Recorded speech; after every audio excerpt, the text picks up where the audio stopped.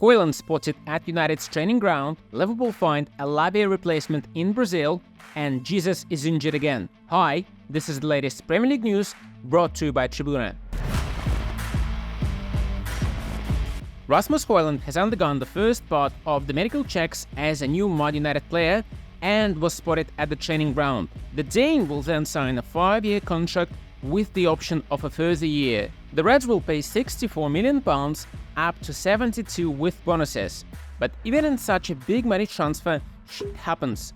Hojlund arrived late, and United's schedule surrounding his signing has changed. He is now expected to be announced as a Red Devil on Saturday, possibly before the Lions game at Old Trafford.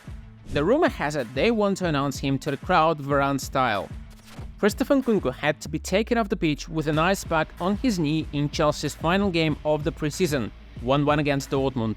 Mauricio Pochettino confirmed the doctor check after Nkunku felt something in his knee. He hopes it's not a big issue, but Chelsea need a few days to assess the player back in London. It's impossible not to mention this is the pitch Chelsea played on. If you watched it on TV, you could think it was some FIFA game from like 15 years ago. So no wonder. If you enjoyed this episode, like this video and subscribe to our channel, and here's your next story. Chelsea and Juventus prepare a big player exchange, and we mean literally big. Dusan Vlahovic seems to be going to Stamford Bridge in exchange for Romelu Lukaku and €40 million. The Blues had better be sure about Vlahovic because even at his worst, Lukaku scored as many goals as the Serbian last season. Pochettino has yet to say his final word on this. Chelsea's and England's arguably most talented centre-back, Lavia Colvill, has signed a new 6-year contract with the Blues. The news won't just delight all Chelsea fans, but also upset some Brighton fans. The clubs have developed an unlikely rivalry because of the bidding wars over Cucurella last summer and Caicedo this summer. In addition, Brighton pretty much insulted Chelsea by offering just £30 million for Colvill earlier this summer, but for now, the Blues and their fan base have the bragging rights. Joško Gvardiol is finally coming to Man City. RB Leipzig have accepted the €19 million offer, which may not even be the world record fee for a centre-back.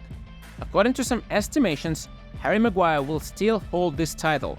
The deal will have no add-ons, just straight-up money.